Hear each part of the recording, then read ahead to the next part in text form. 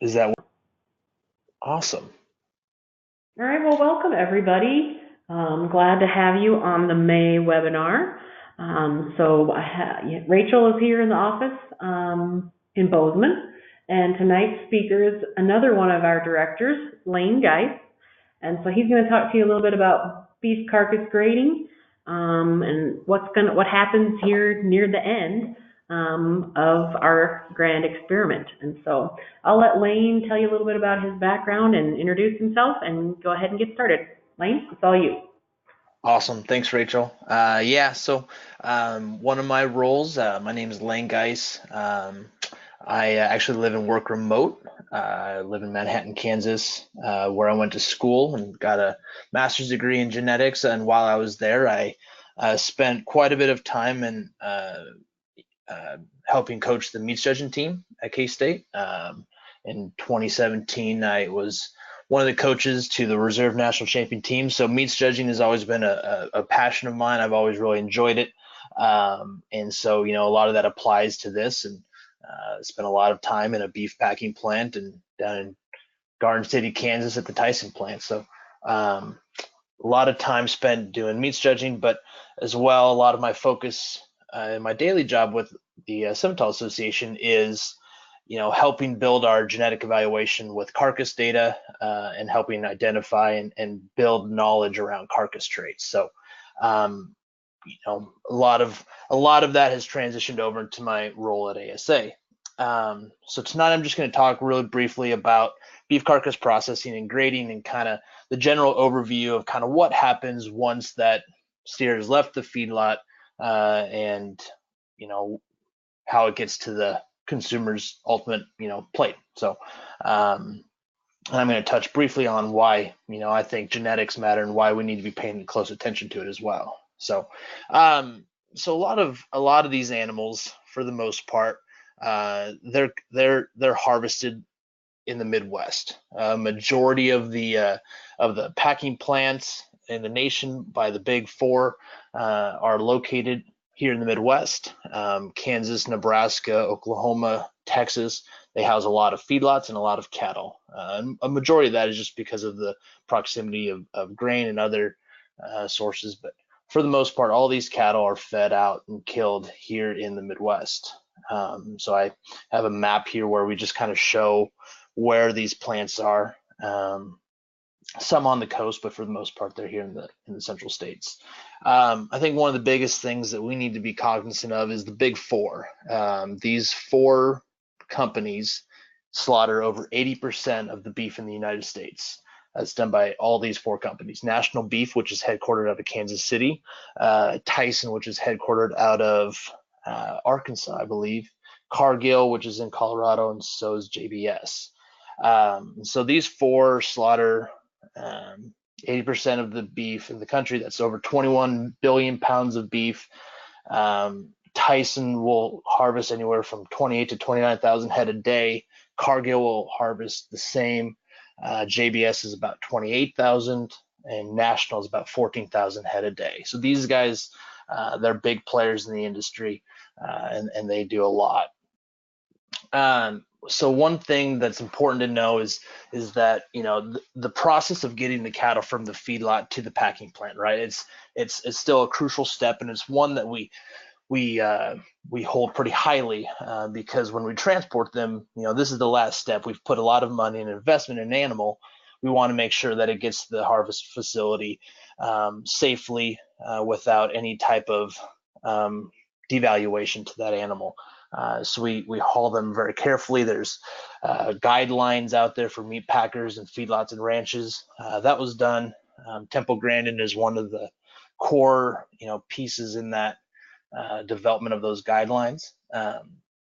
But issues such as bruising or dark cutting, even if an animal dies, right, that's going to cause a severe cut to our paycheck, right? And we can talk a little bit more about some of those issues later. Another piece to mention briefly is that these cattle are inspected before they go into the harvest plant.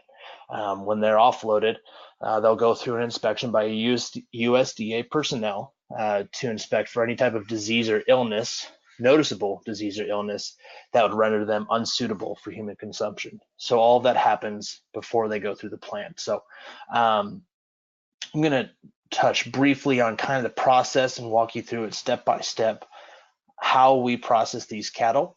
The first one is once they've arrived to the plant, they go through a resting period where they get a chance to offload off the truck. They get access to water, and these are kind of those final moments to where it kind of helps them, lower any type of stress from the transport. The second step is where we stun them. This is the most crucial step in the process because when we do this, we want to make sure that this animal is rendered completely unconscious and insensible to where they cannot feel nor comprehend what is going on. So this is after the inspection. They go through a chute to where there's a captive bolt, and that is the mechanism used to render them insensible. They are not going to feel a single thing that happens to them after this. This is a crucial step, and nothing can follow if they're not rendered insensible. That third step is the exsanguination. Okay, this is where we are going to, end their life very quickly. We're going to bleed them out via severed carotid and jugular, and this is going to remove all of the blood very quickly because once that captive bolt has gone and rendered them insensible, we lift them up via a hoist in the plant to where they're upside down. We sever that carotid and that jugular, and then the blood rushes out very quickly. This serves two purposes. One, it ends the life very quickly, but secondly, it also removes blood from the muscle tissue in a pretty quick fashion because when we produce a beef product, we don't want blood in the product in beef. We want that out of the body. So it serves two purposes. The fourth step is where we remove the hide and the feet. Right, so we're talking. This is a process where we start from the top. Okay, where we remove the feet first. There's a lot of bacterial issues associated with feet. We don't want any manure or mud or anything like that on a beef product. So we remove those feet, and then up until the hock joint, and then we start removing the hide from the top down. And so a lot of the times we'll use a hide puller in this case. Most of these large packing plants will have a hide puller. Some of these smaller state meat labs and state kill processing facilities, they sometimes still do it by knife. But this is a very long and drawn out process by knife. So these hide pullers have been able to save a lot of efficiency in the industry. The next process is that next step is evisceration. This is where we remove the internal organs. This is something that we don't put into the food supply, so we need to get it out. But it's a very important step when we talked about food safety inspection. So USDA employees will remove all of those organs from the animal. They will inspect them for diseases and any type of infection. This is a pretty crucial step as well. A lot of the times, these packing plants, and should you guys, be interested in studying this more as you get later into high school, into college, there's tons of opportunities to learn about food safety and hazard control plans. So this is a crucial step in the food supply chain, making sure that no product enters the human consumption that is not fit for consumption. So that next step is where we start to break down these carcasses into more manageable halves. Okay, so this is performed along the spine. It goes right down along the back, and this process splits the carcass into halves. And along with this process, we tag and weigh them. We'll weigh each carcass at this stage, and we'll get into that a little bit later. But each carcass will have a tag then stamped on the inside of the cavity along the ribs that'll have an identifier, a weight, and any other useful information The next process is where we start to trim, where we want to remove any and all unwanted material. So this is that last step of preparing the carcass for being chilled. So this is where we get rid of all the hair, any bruises, and just to touch on bruises real quick. So a bruise is where if an animal is going through a chute and say a steer runs really quickly into the side of the chute along his hip bone, excuse me, that can leave a bruise. Similar to how you bruise an apple, right? Where it's not something that you necessarily want to eat, right? So we remove all of those bruises. Same thing with abscesses. SRMs, that stands for Specified Risk Materials. And so for any animals over a certain age, we tag them as any of the spinal fluid or brain or eyes. Those are specified risk materials because they may carry harmful prions associated with bovine spongiform encephalopathy, or otherwise known as mad cow disease. So we remove any and all SRMs. And then if there's any still remaining earth matter or fecal matter, it's unlikely at this stage, but if it's there, we remove that along with any tissue that it was exposed to. The next step is where those carcass halves go through a steam pasteurization. So we steam them with 180 Fahrenheit steam and sanitize the exterior of the carcass. This is really important because once we pull those hides off, bacteria starts to tie in directly onto those tissues. So we want to get rid of those immediately. This is where they go from a steamed process to immediately right next. The next step is where they go into a chiller. And so they, following the steam pasteurization, they're chilled and very rapidly. And then they go into a step where they start to go into carcass inspection. Again, this is one of those final stages where federal agents or state agents will inspect and assess the entire carcass for any type of food safety issues or any type of hazards associated with consumption of a beef product. And this is also the step where they'll measure and look at if there were any type of antibiotics used or hormones used or anything that should not have been administered prior to the animal's death that should not be entering the food supply chain. So this is where they test for that as well. And if those carcasses are inspected and passed, they get a stamp, and then they can move on to the next step, to where we start to do the beef cattle grading. Okay, so I'm sure there's going to be questions, and so if there are, shoot them Rachel's way, and she can get them to me. But moving on, so in the plant, we'll have USDA graders. Their job is to assign a yield and quality grade to these carcasses. So a lot of the times, from my experience in the plant, there will be the USDA grader will be first, and they'll assign a quality grade, and then immediately following that is going to be the plant grader. So somebody that works for Tyson or somebody that works for Cargill that is going to double check and hold accountable the USDA grader, and vice versa. So they work in tandem. They don't work with each other, but they work in tandem to assign that and make sure that each carcass is graded appropriately. So a lot of the times the yield grade is done by automation. It's pretty objectively measured. It pretty much just indicates cutability, which is just trimness and muscling.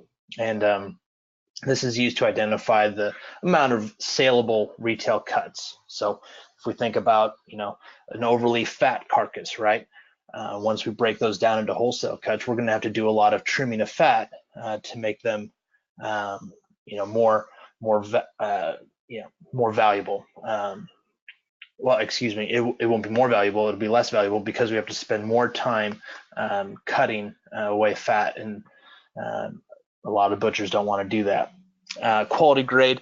Now this is, it's a subjective measurement used to indicate palatability, and this is where we talk a lot about marbling. But along with that, there's color, texture, and age goes into a quality grade. So just getting into it, yield grading.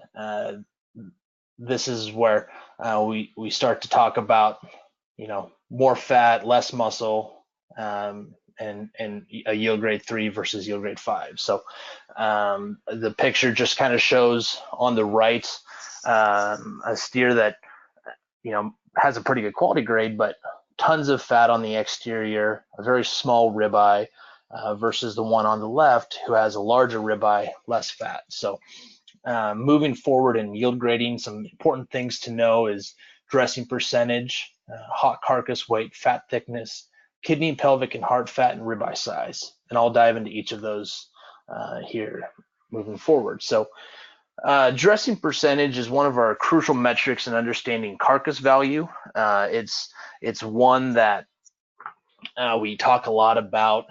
Most beef carcasses most beef calves will dress at anywhere from 60 to 65% is kind of that industry average. But it's just the hot carcass weight, or what's left of the carcass once the hide, the feet, the internal organs have been removed and shrunk, versus the live weight. And so that's the percentage that we use a lot. So on the right is going to be our yield grade equation, okay? And so I'll kind of help walk you guys through that. So 2.5 is our starting point. Then we take fat thickness as a metric to adjust our starting point towards the more realistic yield grade. So fat thickness is our measurement taken at the 12th rib. So if you look at that arrow, you can see where the medial side of that ribeye is, and that's where we take our ruler and we measure it. And so I'll just show you real quick. We have a ruler. On one side is in inches, but then on the other side we have already preformed metrics. So that 2.5 times fat thickness can be simplified down to just a preliminary yield grade. So both methods work. If this is something that you want to start, you get to college and you want to do some meats judging as a contest, they'll teach you both methods, and whichever one that you prefer, you can use. So fat thickness taken as the measurement at the 12th rib, and the reason why we want to know how much the fat thickness is at that ribeye is because a lot of the times we can't understand how much fat is on an animal.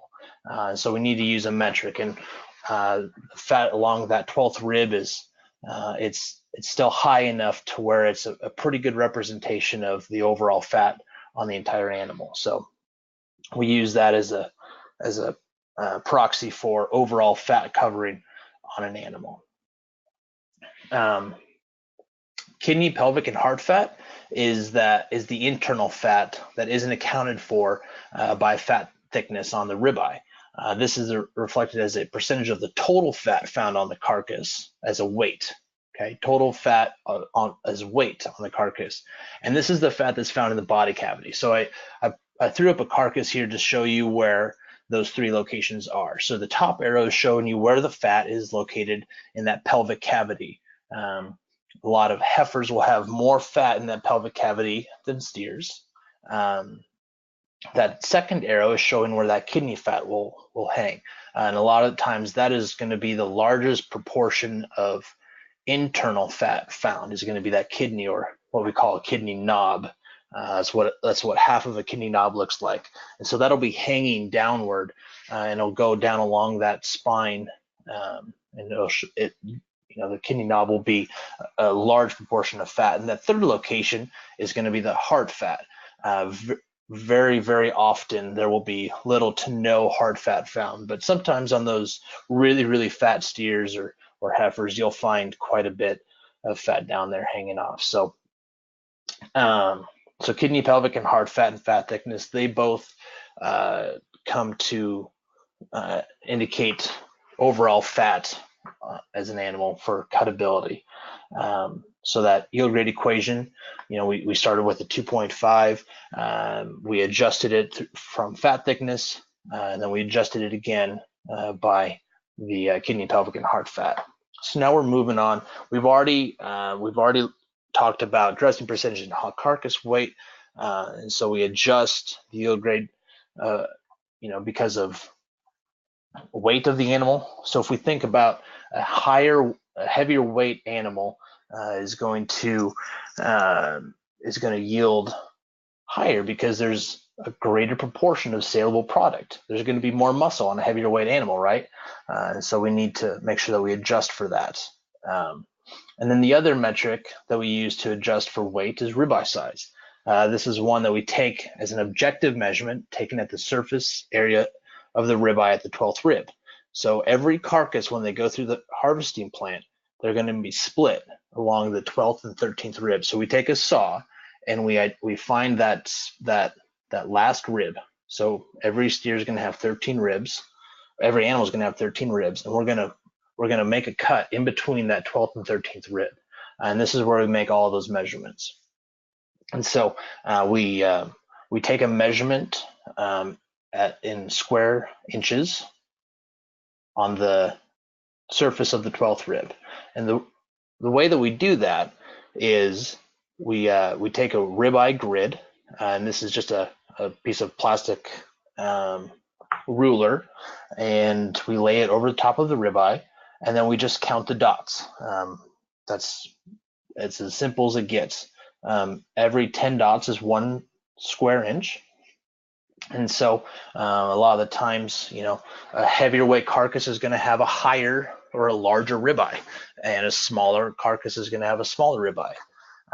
So what we want to try and do here is identify the total amount of muscle on the skeleton, because a lot of carcasses will differ from each other between length and width and weight. And so we want to be able to use this as a standard metric for muscle cuttability. So, and one thing that I learned a lot in meat judging is that we can go through the math equation, we can go through the whole process, we can do the math, but we still need to be able to look at the carcass. And so it'll help you kind of train your eye. So if we're just looking at this, so this is a set of 4 steers in the Texas A&M Meat Lab. If you look at the steer on the right, the far right, okay, look at the round on the very top. Okay, so the round would be that hind leg. It'll be on the very top. And if we look at the width of that round and compare it to the carcass right next to him, we can see a lot more shape and bulging coming out on the steer immediately to its left.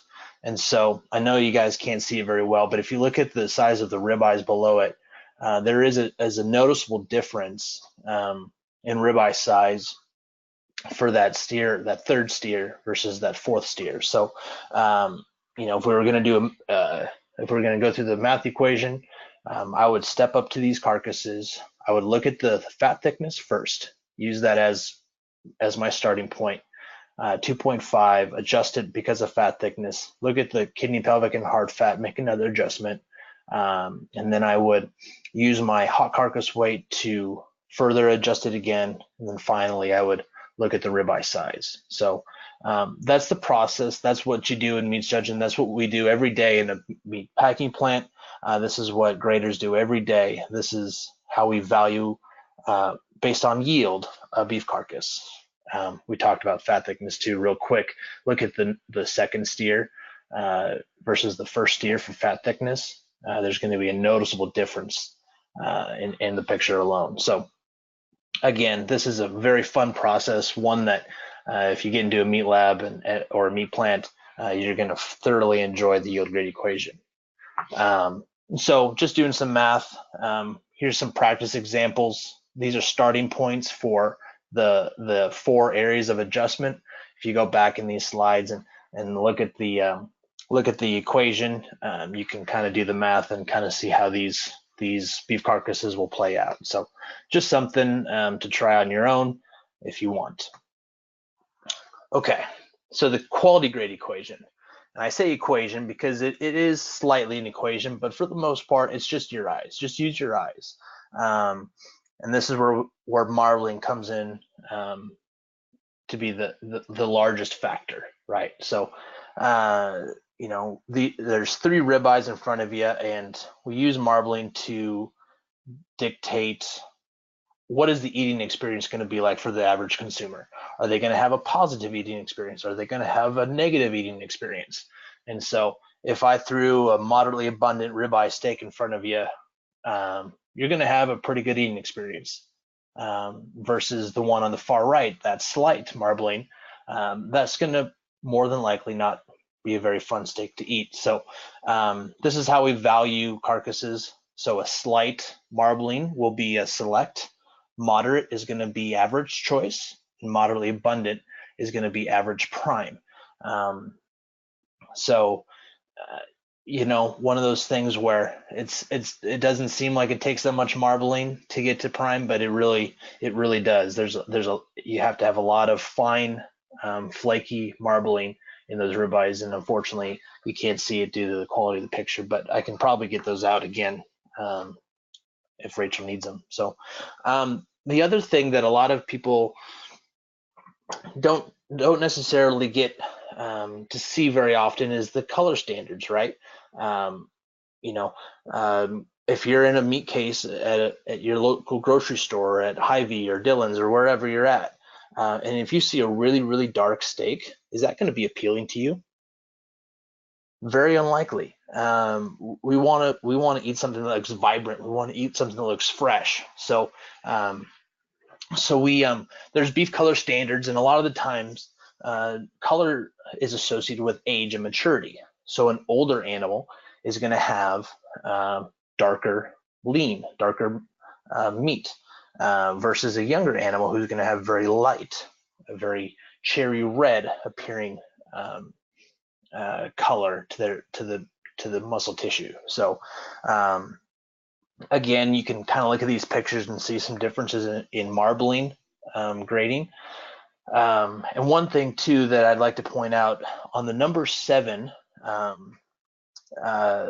picture, earlier we talked about dark cutting. Okay, should there ever be an animal that's too dark, okay, or like 7 or 8, okay, so if we take that to the next extreme, if we find an animal that's darker, okay, that's going to be an animal that's dark cutting, and it can happen to any animal regardless of age. But should we stress those animals out so severely before they get into the packing plant, they get off the truck and they're just stressed, right?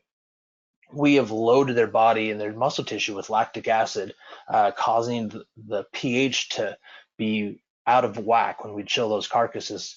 That drains all of the color out of an animal. It drains a lot of the tenderness out of an animal.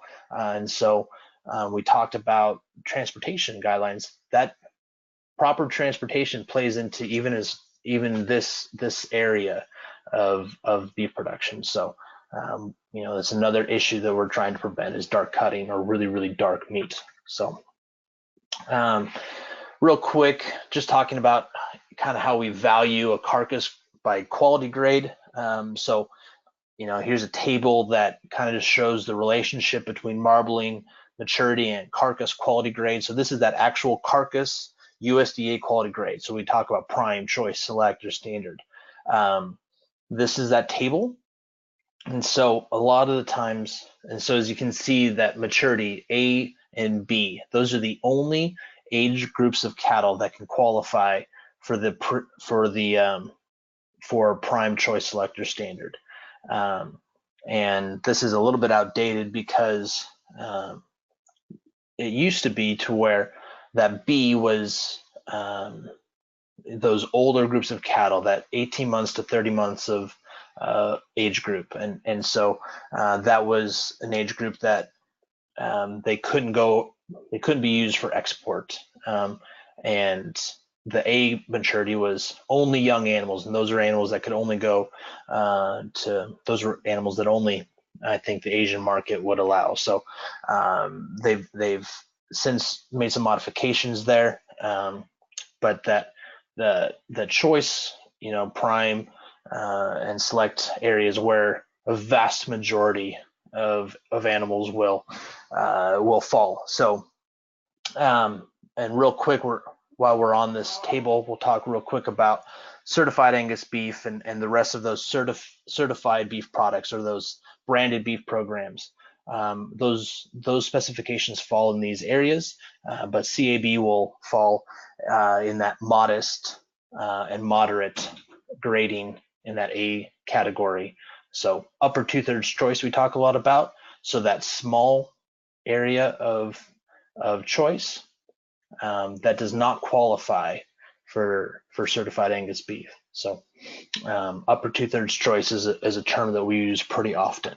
So this is just real quick. One thing that I found really neat when I was in the packing plant, we talk a lot about a USDA prime stamp or a select stamp. A lot of the times it's not just a stamp, it's multiple stamps. So a select is going to get a single stamp, choice is going to get 2, prime is going to get 3. So if you're in a packing plant and you're watching the grader, he's going to take his mallet with the stamp and the food grade ink, and he's going to stamp each carcass based on their quality grade. So, if it's a choice carcass going by, he's going to hit the carcass with 2 stamps.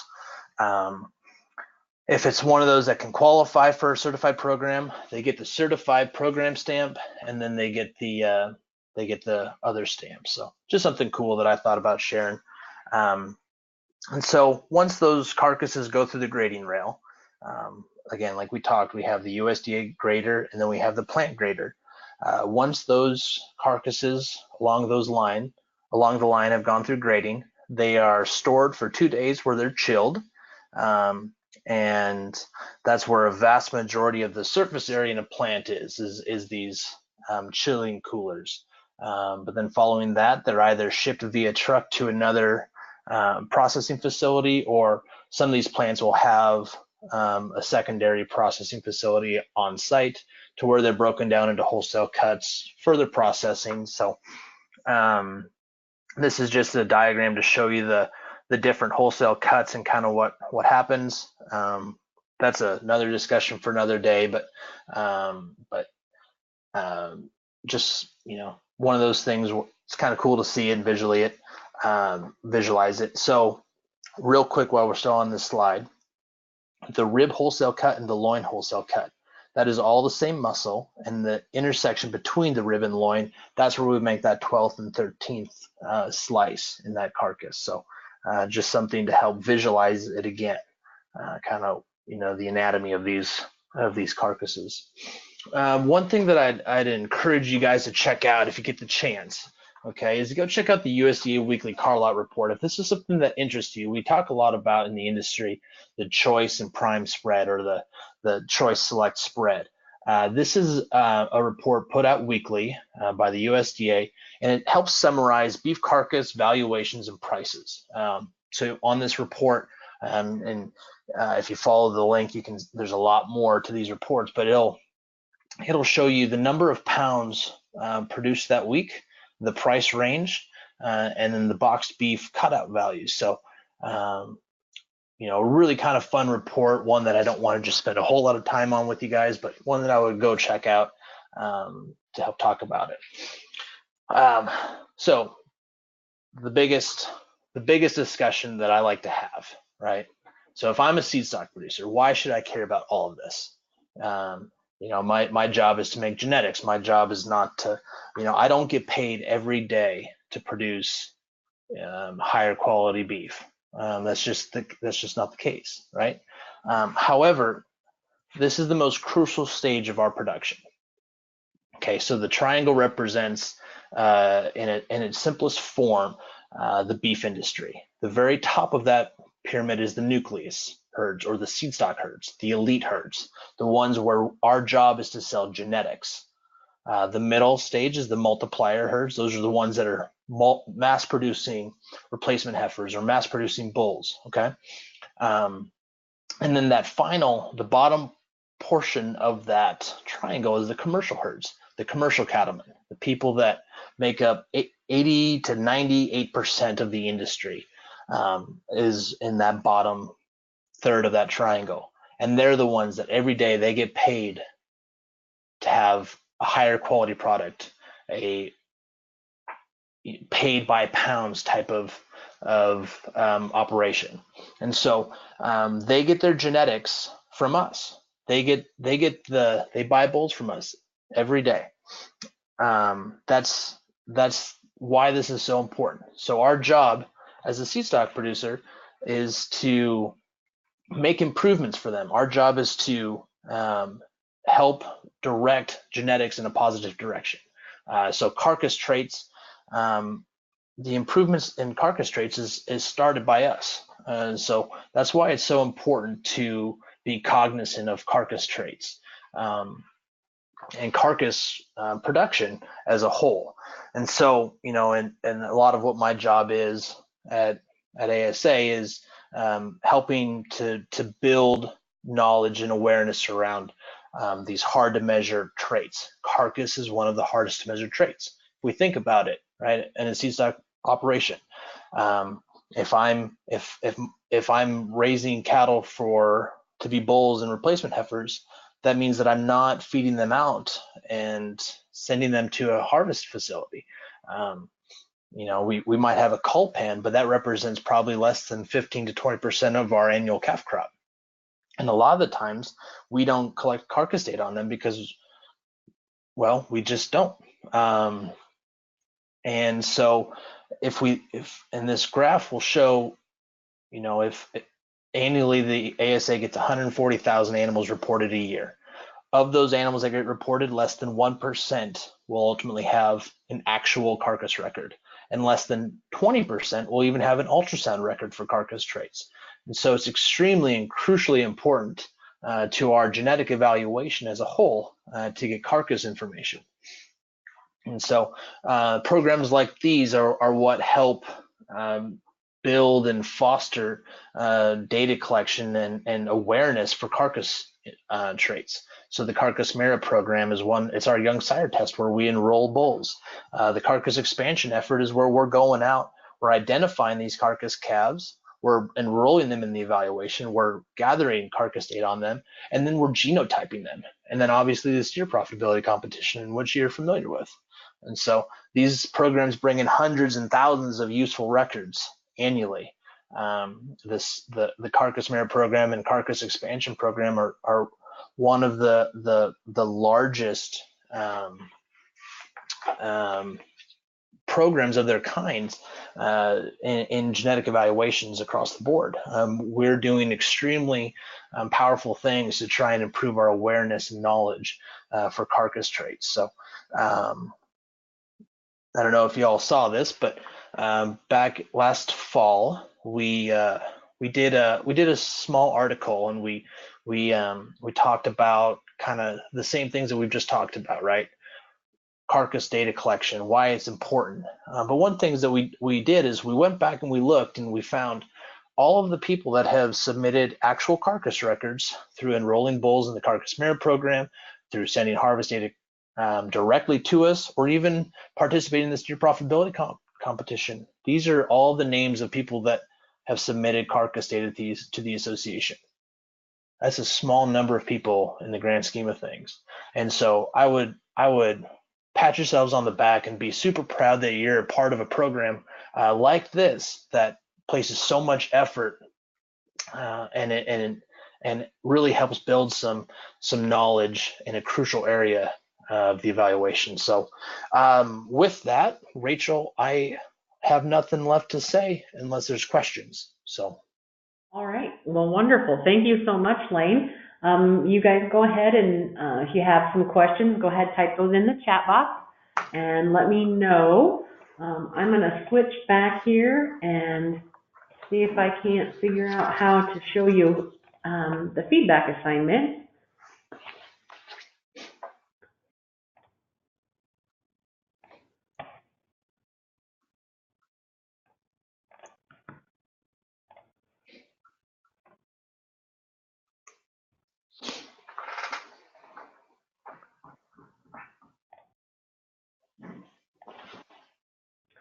All right, so hopefully you can see this.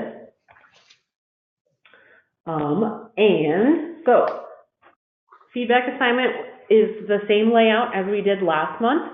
Heard some positive feedback from participants about having a choice of different things to do, and so we'll go with that again. So again, choose one of the following. Write a half to 1 page summary of the webinar. Create an infographic or social media post using information from the webinar with a photo or graphic of your choice. Or write 5 multiple choice quiz questions about the webinar material and include at least 4 answer options for each question. Then you can email which one of those you chose, your answers, to me at the SPC email by 6 o'clock Mountain next Tuesday, the 14th of May. So with that, any questions from the crowd? You guys are quiet. We're on the downhill slope. Should have your May weights and updated data, hopefully the end of this week, and we'll get bills out.